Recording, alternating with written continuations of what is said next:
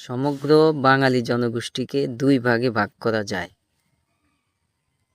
অনার্য জনগোষ্ঠী এবং আর্য জনগোষ্ঠী। আর্যপূর্ব জনগোষ্ঠী মূলত নেগ্রিটো, অস্টিক, দ্রাবিড় ও বোটচিনীয় এই চারটি শাখায় বিভক্ত ছিল।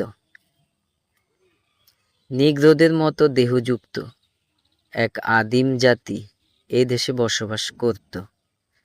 এরাই বিল, সাঁওতাল, মুন্ডা প্রভৃতি উপজাতির পূর্বপুরুষ। অস্টিক জাতি থেকে বাঙালি জাতির প্রধান অংশ গড়ে উঠেছে বলে মনে করা হয়। কেউ কেউ তাদের নিষাদ জাতি বলেও থাকেন।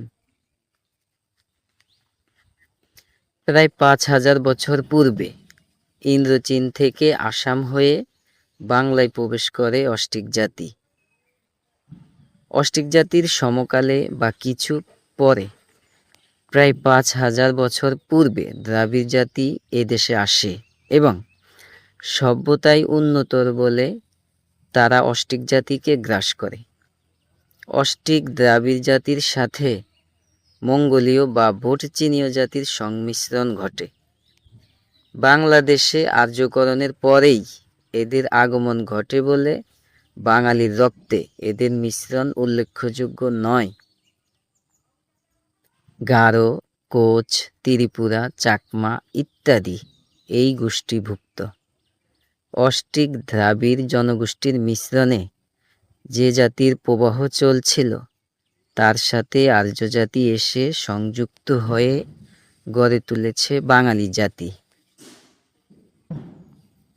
আর্যদের আদিনিবাস ছিল ইউরাল পর্বতের দক্ষিণে, বর্তমান মধ্য এশিয়া, ইরানে।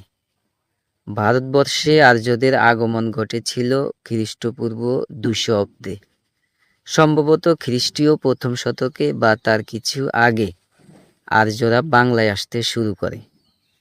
আর্যরা সনাতন ধর্মাবলম্বী ছিল। তাদের ধর্মগ্রন্থের নাম ছিল বেদ।